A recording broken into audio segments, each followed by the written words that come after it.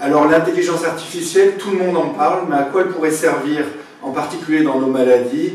Donc nous, dans le service, on a une certaine expertise pour les maladies inflammatoires chroniques de l'intestin, la maladie de Crohn et la rectocolite hémorragique.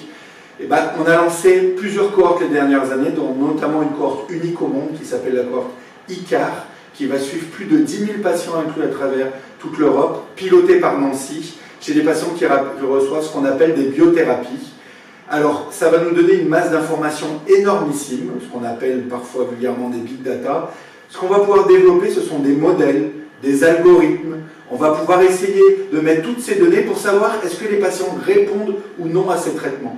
À l'heure actuelle, on débute le traitement, et puis on regarde si le patient répond ou pas, et malheureusement, il n'y a qu'un patient sur 3 qui répond à ces traitements-là. Donc en regardant toutes ces données-là, en les intégrant, et puis en les couplant à un projet très novateur qui arrive et qui vient d'être lancé par le CHU de Nancy, qui repose sur l'imagerie.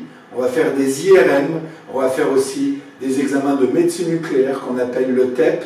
On va combiner toutes ces données-là, cliniques, ces données d'imagerie, pour essayer d'identifier quels sont les patients qui vont répondre à ce traitement-là. Si ces modèles mathématiques nous disent votre patient a une faible probabilité de répondre à ce traitement-là, et bien on considérera un autre traitement. Donc on va pouvoir faire ce qu'on appelle parfois de la médecine personnalisée, adaptée au profil du patient, réduire les coûts de santé pour ces médicaments qui sont très chers et pouvoir atteindre des taux de guérison ou de rémission qui n'ont jamais été atteints jusqu'ici.